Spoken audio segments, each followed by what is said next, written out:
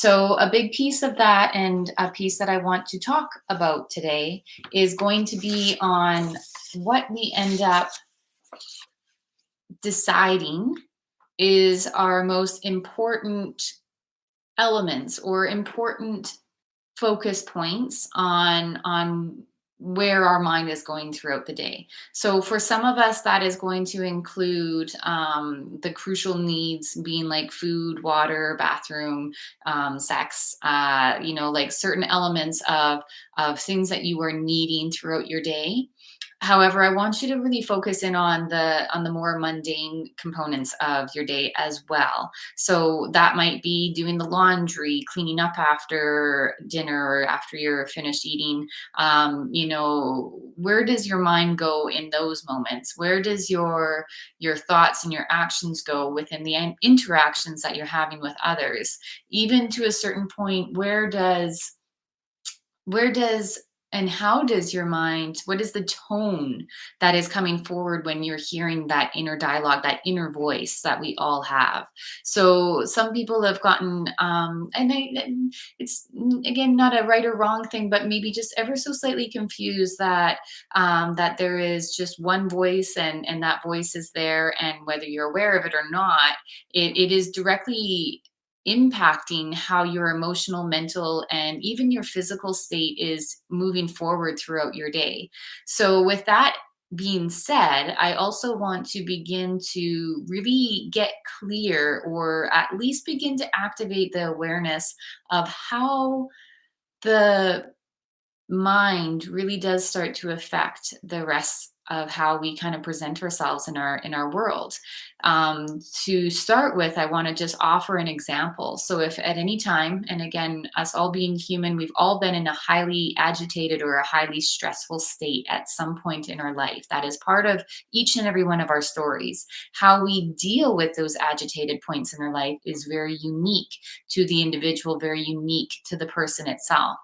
So I'm going to include this example. Um, I use my own life as an example because obviously I learn from my own pieces. And I'm going to start off with a short story that is about a time when I was quite young. So I came down with an unknown disease when I was about 11 years old. The doctors, my parents, nobody knew what was going on. And even at the age that I was at that point, being a highly empathetic person, I could feel everything that was occurring around me. I could feel other people's emotions, their stress, their anxiety, their unknown, and that fear coming through.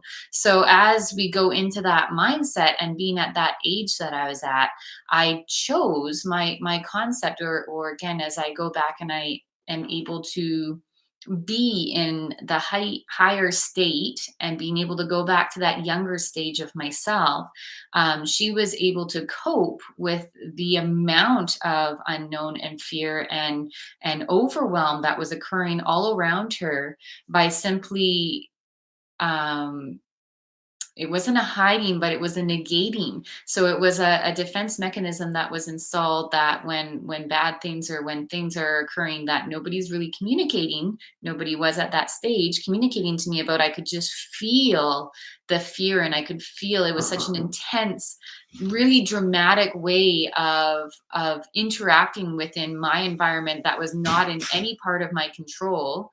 It's my particular way, my inner dialogue that started to form was that I'm fine, everyone's fine around me, everything's going to be okay. So there was this certain almost not forced, and it definitely wasn't a it was something that I wasn't doing fully aware, but it was definitely something that I needed at that particular time, because there was nobody. Nobody was saying anything negative, but nobody was offering any supportive support. So I felt very unsafe and very not secure in my environment, and also not secure within my body. I could feel my physical body was very, very sick.